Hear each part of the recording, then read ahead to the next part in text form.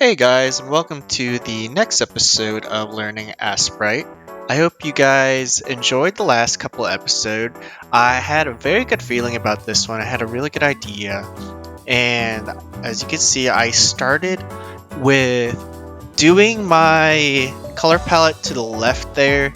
I wanted to make sure I had all the colors directly from there, and I expanded on what colors I wanted to do and what colors I needed. I started with like the primary colors and then started with the shades I wanted for my shadows and highlights and all of that.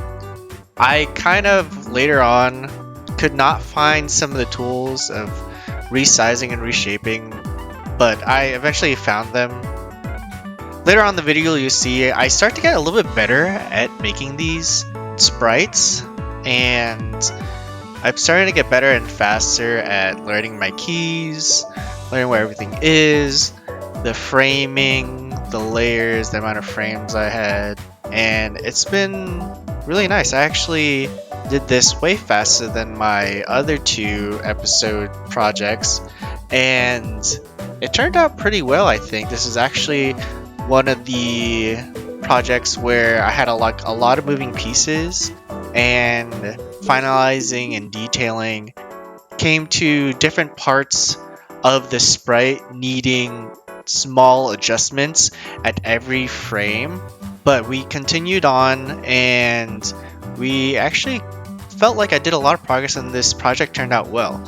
On the other hand, I'm also working on the side on a huge project. Usually when you're working on animations and things, you're only doing a few frames at a time, let's say like anywhere from 4 to 8 frames, and kind of looping them together and doing small adjustments here and there to make it different.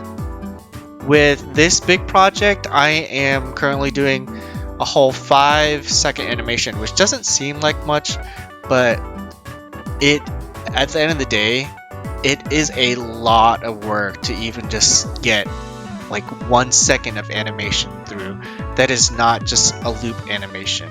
As you can see here, I'm doing Aang from Avatar: The Last Airbender, and I had this great idea with my cousin Dylan wanting to do something about rotation, which is also part of the other project, but also this one in terms of not the character itself moving, but the rotational of like Aang's air scooter is kind of like where I thought of to go, and it's a lot easier when you're just doing a ball of wind to get started.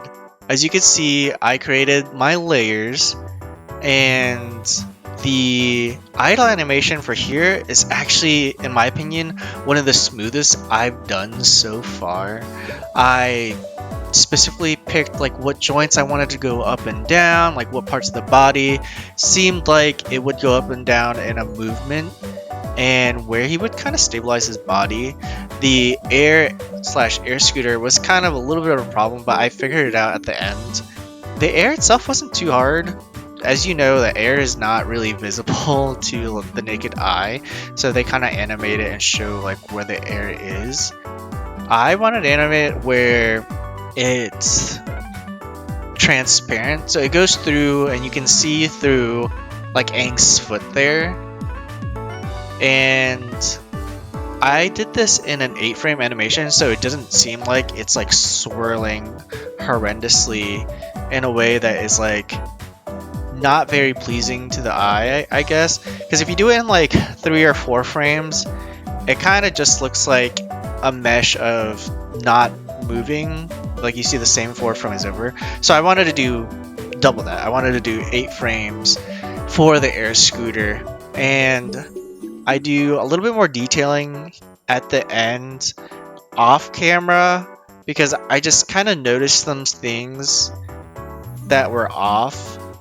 But you can see here at the end, I actually started doing all the shading and the detailing and turned out awesome. One of my favorite projects so far to work at. I really love at the end how the air scooter turned out, and you'll see I did a little bit more detailing with the shadows and actually the movement of his clothing, and then added some eye blinks to really get in the human factor of the sprite itself.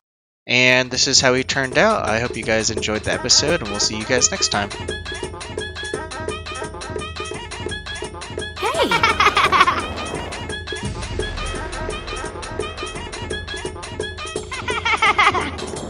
Ang 7, Sokka 0.